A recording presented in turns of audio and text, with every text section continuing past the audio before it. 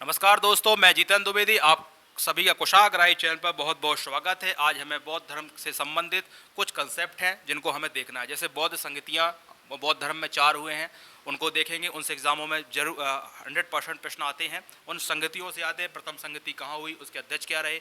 कुछ basic concept है, जैसे बौद्ध धर्म की प्रमुख मान्यताएं क्या हैं, क्योंकि आप बौद्ध धर्म पढ़ रहे हैं तो उनके बारे में उनकी मान्यताएं भी जानें। इसके साथ साथ जैसे निर्माण क्या है, चैत्य क्या है ना, पंचशील सिद्धांत क्या है, दशकीय सिद्धांत क्या है ना, और इसके साथ बौद्ध दर्शन क्या है। तो ये बहुत सारी चीज़ें हैं। जैसे बौद्ध धर्म का विभाजन हुआ है जिसमें हीनयान है, महायान है, तो बौद्ध संघ में कैसे प्रवेश लेते हैं। तो कुछ बहुत सारे जो बेसिक बातें हैं बौद्ध धर्म से संबंध वो हमको जानना है आज की वीडियो। पिछले वीडियो में हमने गौतम बुद्ध के बारे में पढ़ा, उनके जीवन परिचय देखा, उनके माता पिता का नाम, पत्नी, पुत्र, है ना, उन्होंने कब गृह त्याग किया, किस उम्र में, और ये सब बातें यानी उनके जीवन से संबंधित हमने सारी बातों को पिछले वीडियो में पढ़ा है। उनको आप देखें, वीडियो में जाए, उनको रिपीट करेंगे तो यहाँ समय बर्बाद होगा। अब हम जो बौद्ध धर्म से संबंधित कुछ बातें बची हुई हैं उनको यहाँ हम देखते हैं। जैसे हम आपने कई बार आप बुक्स पढ़ते हैं तो आपको दिखता है कि निर्माण क्या है। तो आपने देखा है कि जैन धर्म में हमने उसको कैवल्य कहा है, यानी जीवन का लक्ष्य क्या है, कैवल्य या ज्ञान की प्राप्ति होना। तो यहाँ भी बौद्ध धर्म में जीवन का लक्ष्य क्या है, निर्माण प्राप्ति। निर्माण प्राप्ति क्या है, निर्माण प्राप्ति जो है दीपक का बुझ जाना, अर्थात जीवन मरण के चक्र से क्या हो जाना, मुक्त हो जाना। ठीक, तो ये होता है। उसी के साथ जो निर्माण है वो वर्तमान जीवन में प्राप्त किया जा सकता है, और महापरिनिर्माण मृत्यु के बाद प्राप्त होता है। यही कुछ बातें हैं। जैसे हमने कि निर्माण किससे संबंधित है, तो वो बौद्ध धर्म से संबंधित है, और जैन धर्म में कैवल्य होता है ना। तो ये सब चीज़ें आपको यहाँ जाननी होगी। चैत्य क्या है, ठीक है, चैत्य क्या कहते हैं, या उनके चाहे चैत्य क्या है। तो जो बौद्ध धर्म के भिक्षु होते हैं उनकी जो क्या कहते हैं, शवदाह के पश्चात जो अवशेष बचे होते हैं वो भूमि में गाड़ दिए जाते हैं, और वहीं क्या कर दिया था, भूमि पर गाड़कर समाधियां बना दी जाती हैं। उन्हीं को हम प्रारंभ में चैत्य या स्तूप कहते थे, और वही प्रारंभ में उपासना का केंद्र बना हुआ था। बाद में उसी चैत्य के पास क्या कर दिए, भिक्षुओं के रहने के लिए, निवास के लिए कुछ निवास बनाए गए, जिन्हें या आवास बनाया गया, जिन्हें क्या कहा गया, विहार कहा गया। तो आपसे पूछा जाएगा बौद्ध धर्म में विहार क्या है, तो विहार बौद्ध भिक्षुओं के रहने के स्थान है। कहाँ प्रायः बनाए जाते हैं, जहाँ चैत्य होते हैं। चैत्य क्या होता है, जहाँ बौद्ध भिक्षुओं की अवशेष बचे होते हैं, जमीन में गाड़कर समाधियाँ बनाई जाती हैं। ठीक, तो इन सब चीज़ों को हम यहाँ देखेंगे। फिर देखेंगे हम क्या, बौद्ध धर्म की प्रमुख मान्यताएं। तो एक एक कर कर हम यहाँ डिस्कस करते जाएंगे और आपको एक्सप्लेन करते जाएंगे। लिखें, निर्माण क्या है। पहला आप डालें, निर्माण क्या है। वहां आपको कैवल्य बताया गया था, तो आप दोनों चीजों को ढंग से रखें। तो अब इसको देखें क्या है ये। चलिए, तो लिखेंगे बौद्ध धर्म में, आप लिखेंगे बौद्ध धर्म में जीवन का लक्ष्य निर्माण प्राप्ति है। तो लिखेंगे बौद्ध धर्म में जीवन का लक्ष्य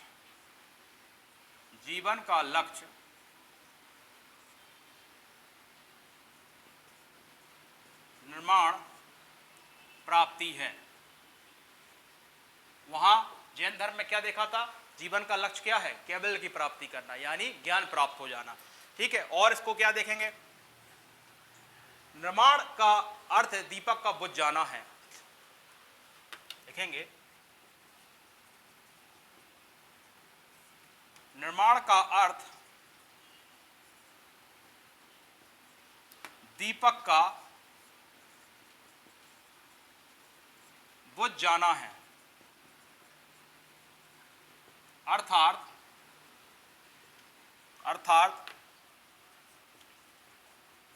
जीवन मरण के चक्र के बंधन से मुक्त, या जीवन मरण के चक्र के बंधन से मुक्त, जो हिंदू धर्म में आप मोक्ष कहते हैं, मोक्ष प्राप्त हो जाए।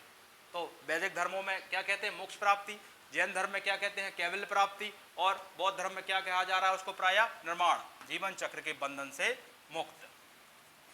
अच्छा, दो शब्द हमने बताए थे। जब गौतम बुद्ध की मृत्यु हुई थी तो उसको क्या बोला था हमने? महापरिनिर्वाण।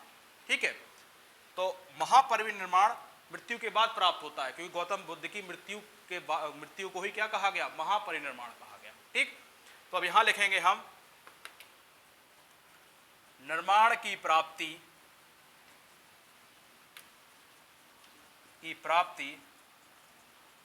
वर्तमान जीवन में होती है।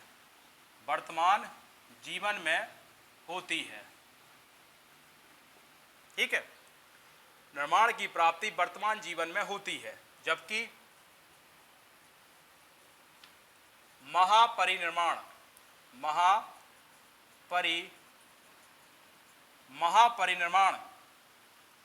की प्राप्ति मृत्यु के बाद होती है। ठीक, तो आपने निर्माण जहां लिया है, बौद्ध धर्म में क्या है? निर्माण लक्ष्य है, जीवन का लक्ष्य क्या है? निर्माण प्राप्ति करना। ठीक है, और आपने क्या जाना इसके साथ साथ कि ये जो निर्माण है ये है क्या? एक्चुअली में जीवन चक्र से या जीवन मरण के चक्र से क्या हो जाना, अर्थात जीवन मरण के चक्र के बंधन से मुक्त हो जाना। जैसे मोक्ष बोला जाता है कि मोक्ष प्राप्ति हो गई। अब इस जीवन मतलब बार बार जीवन लेना, मरण, ये चक्कर से आप क्या हो गए? मुक्त हो गए। तो बौद्ध धर्म में उसको निर्माण कहा गया।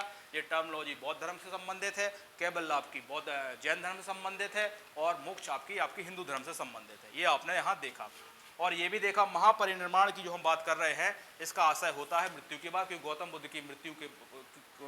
बुद्ध की जो मृत्यु हुई उसको ही क्या बोला गया? महापरिनिर्वाण बोला गया। ठीक, और ये सब आपको हमने नोट में लिखाया है। जो गौतम बुद्ध की आपकी क्या हुई है?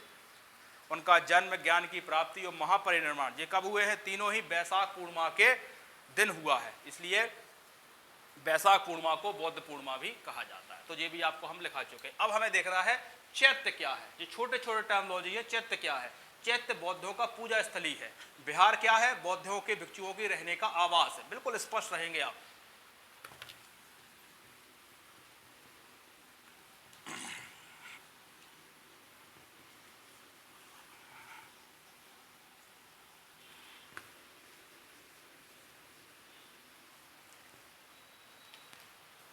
अगला कंसेप्ट लिखेंगे आप, चैत्य क्या है।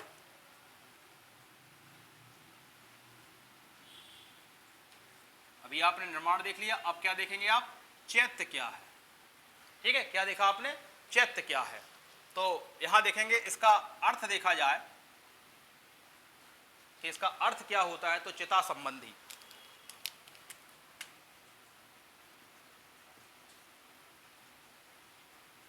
चिता संबंधी। ठीक है, अब आप लिखेंगे क्या है, इसकी हम परिभाषा लिखाने का प्रयास कर रहे हैं। शव दाह के पश्चात बचे हुए, जब आदमी जल जाता है, शव दाह के पश्चात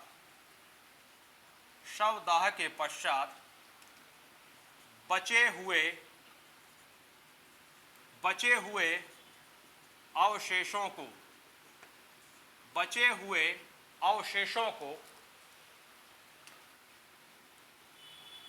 भूमि में क्या करते हैं? भूमि में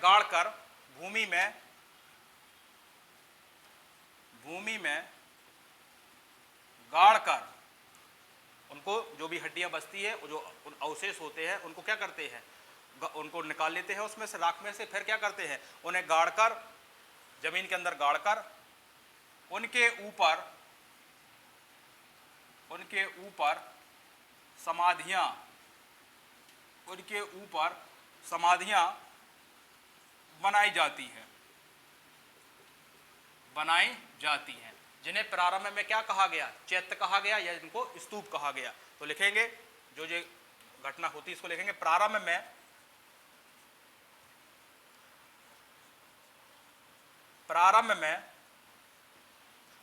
में इसे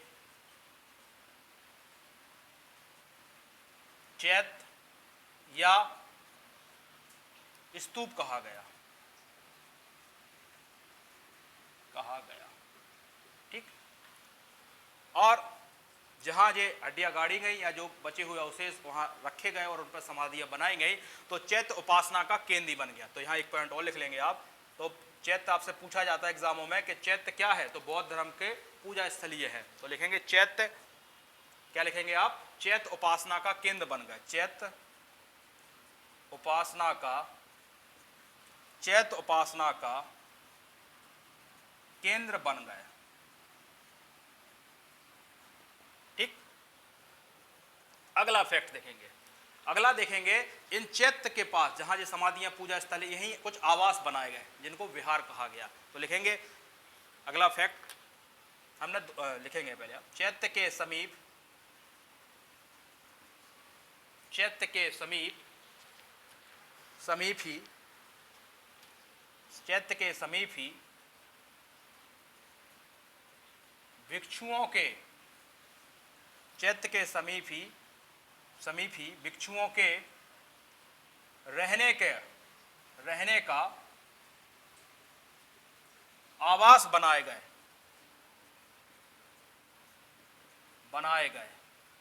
जिन्हें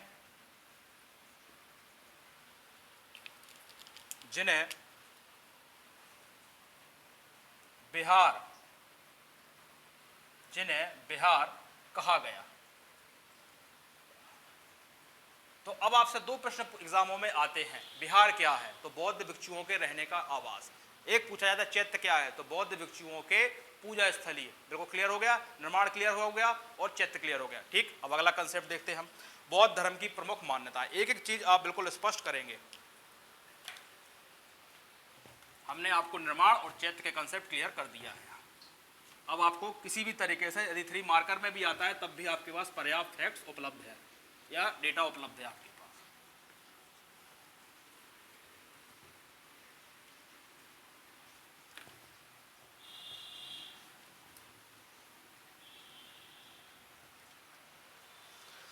बौद्ध धर्म की प्रमुख मान्यताएं,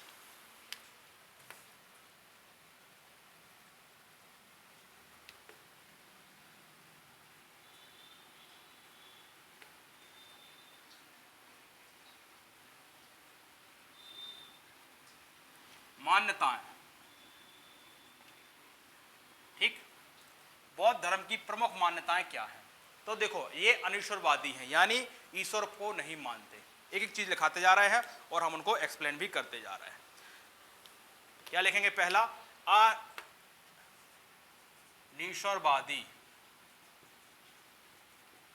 इसका आशय होता है या इसका अर्थ होता है ईश्वर को नहीं मानते, यानी बौद्ध धर्म के लोग ईश्वर को नहीं मानते। तो लिख लेंगे आप, अनीश्वरवादी का अर्थ मतलब होता है क्या क्या क्या होता है, ईश्वर को नहीं मानते, ईश्वर को नहीं मानते, ईश्वर को नहीं मानते हैं। दूसरा लिखें आप, क्षणिकवादी,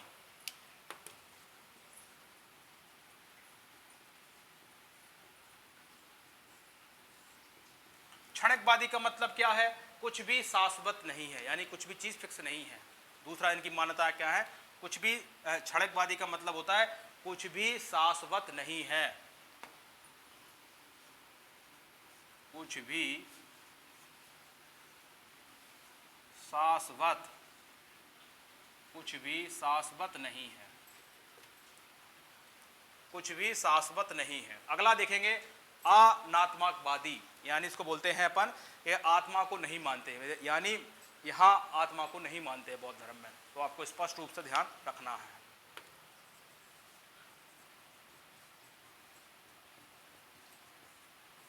यहां लिखेंगे अनात्मवादी में लिखेंगे आप, क्या लिखेंगे, आत्मा को नहीं मानते, आत्मा को नहीं मानते, आत्मा को नहीं मानते हैं। चौथा लिखें, और क्या है इनके साथ, कर्मवादी हैं, यानी कर्म को मानते हैं ये लोग। तो लिख लें आप इसको, कर्मवादी हैं। कर्मवादी का आशय है ये कर्म को मानते हैं, यह कर्म को मानते हैं।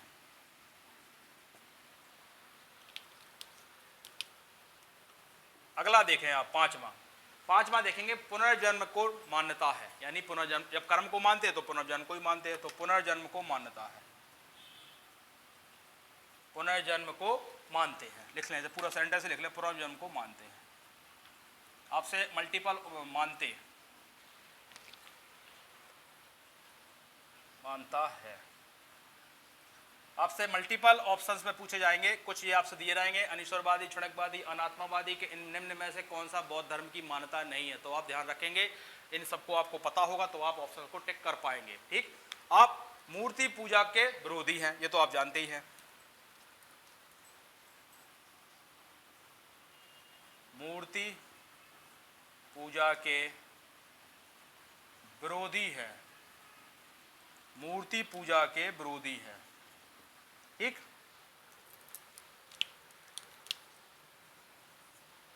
और इसके साथ साथ क्या देखेंगे, वेदों कर्मकांड के विरोधी हैं। ये तो थे ही, इसी की वजह से धर्म क्या हुआ था, फेमस हुआ था। इन्होंने ही वेदों के जो कमियां थी उनको जनता के समक्ष उजागर किया और उन पर कटु आलोचना की। तो आप ये ध्यान रखेंगे, वेदों या वेदों कर्मकांड के विरोधी थे। वेद कर्मकांड के, वेद कर्मकांड के, वेद कर्मकांड के विरोधी थे। बस ये कुछ क्या है आपको ध्यान रखना है, ये बौद्ध धर्म से संबंधित मान्यताएं हैं जो आपको एग्जामों में अक्सर पूछी जाती हैं। एक हम और आपको आज का टॉपिक में कंप्लीट करेंगे, पंचशील सिद्धांत, ये बौद्ध धर्म में थे, इनको भी हम यहाँ देखेंगे। और 10 किए सिद्धांत, तो पहले पंचशील सिद्धांत आपके वही थे, उसमें से 5 जोड़ दिए गए, तो हम उनको भी यहाँ क्लियर करते हैं। और त्रिरत्न संकल्पना भी को भी हम यहाँ देखते हैं।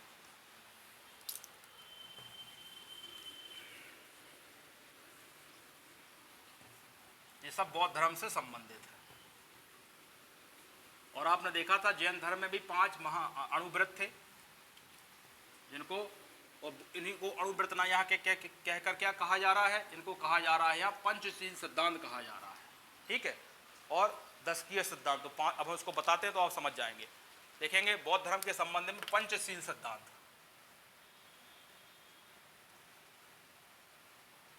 पंचशील सिद्धांत।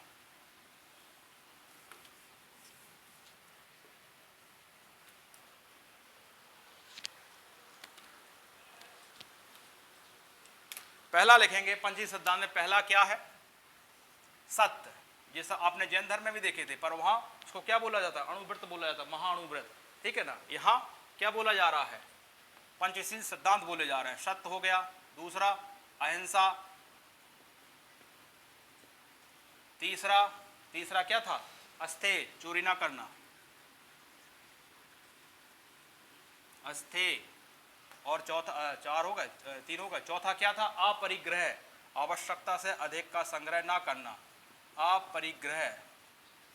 ठीक है, चाहो तो लिख लो आप, आवश्यकता से अधिक, आवश्यकता से अधिक का संग्रह ना करना, संग्रह ना करना। ठीक, 5वां क्या है, 5वां आपका ब्रह्मचार्य है। देखो, तो 5 तो आपको वैसे याद है। अब तो ये हो गया पंचशील सिद्धांत, यही होता है 10 किए सिद्धांत। तो 5 जो मिलाकर 5 जो मिला लेंगे उसको बोला जाता है 10 किए सिद्धांत, 10 सिद्धांत बोले जाता है उसको।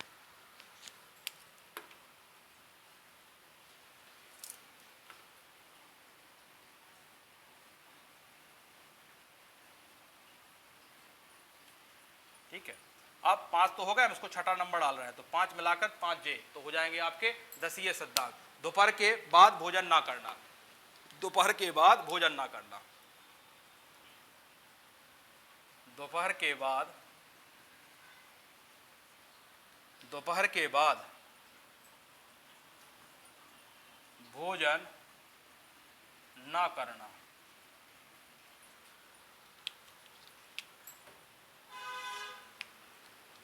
आराम वाले बिस्तर का क्या करना है, यहाँ उपयोग ना करना। 7वां लिखेंगे आप, आराम वाले बिस्तर का उपयोग ना करना।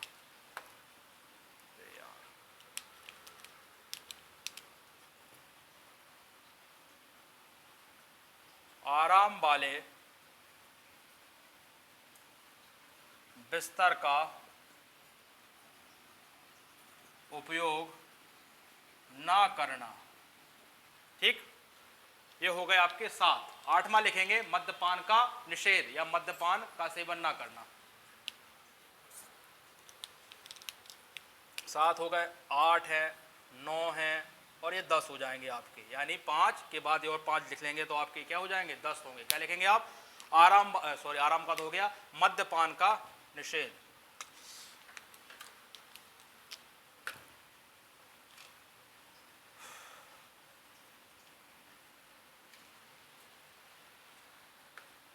मद्यपान का निषेध है, यानी मद्यपान नहीं करना है। और क्या है, और आपका है व्यभिचारी नहीं करना, व्यभिचारी मत करना। और लास्ट जो आपका है कीमती आभूषण और वस्तुओं का क्या करना है, परित्याग करना है। लिखेंगे आप कीमती आभूषण, कीमती आभूषण व वस्तुओं का, कीमती आभूषण व वस्तुओं का परित्याग करना। ठीक, ये हो गया क्या, पंचशील सिद्धांत और दशकीय सिद्धांत।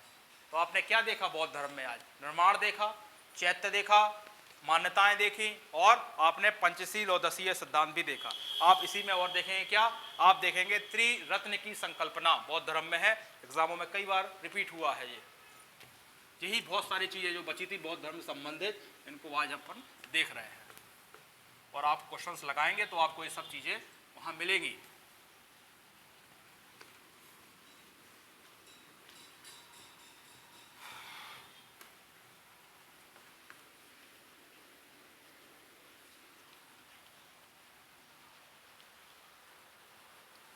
क्या लिखेंगे, त्रिरत्न की संकल्पना।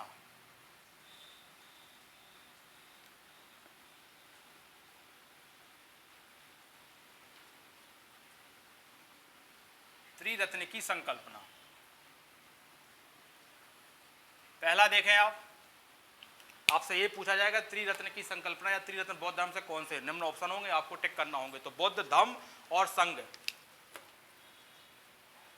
बुद्ध, धम्म और तीसरा है संघ, बस यही कहलाती है संकल्पना। ठीक है ना, बुद्ध, धम्म और संकल्प, यही आपसे वहां ऑप्शंस में रहेंगी, आपको टिक करना होगा। एक नोट में चाहो तो लिख लो, गौतम बुद्ध जो है विवादित मुद्दे जैसे ईश्वर, आत्मा और अमरता आदि पर क्या रहते हैं, मौन रहते हैं। इसको आप नोट में लिख लेने। ठीक है,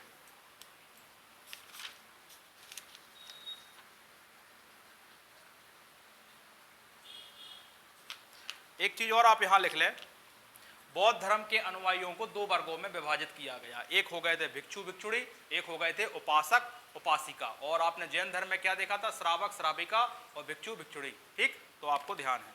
तो बौद्ध धर्म में और लिख लें आप,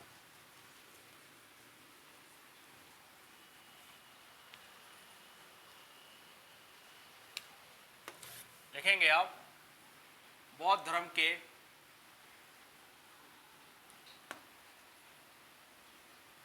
के अनुयायियों को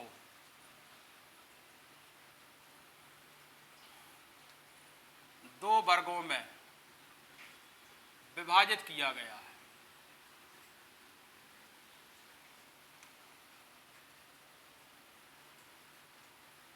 अब वो 2 वर्ग क्या है वो भी आप यहां लिख लें ताकि आपको क्लियर रहे। भिक्षु भिक्षुणी तो आपको क्लियर है, इनके बारे में भी हम कल बताएंगे कैसा इनका संघ में प्रवेश होता है। ऐसी चाहे जो भिक्षुणी नहीं बनता उसकी एक पूरी प्रक्रिया है, उसको हम कल बताएंगे। भिक्षुणी। दूसरा कौन होता है, जो गृहस्थ जीवन में रहते हैं, उपासक उपासिका। उपासक और उपासिका, ये लिखेंगे गृहस्थ जीवन में रहकर बौद्ध धर्म को मानने वाले। गृहस्थ जीवन में रहकर बौद्ध धर्म को मानने वाले। ठीक, तो ये आपने आज कुछ कंसेप्ट देखे। कल हम बौद्ध संगीतियाँ देखेंगे, थोड़ा उसमें वीडियो लंबा होगा, आज की क्लास थोड़ा छोटा है। तो आज को आप कुछ कंसेप्ट हमने जो बताया, निर्माण बताए हैं, चैत्य बताया हुआ है, हमने बौद्ध की मान्यताएं बताई हुई हैं, हमने इसके साथ साथ क्या बताया है आपको, इसके साथ साथ हमने आपको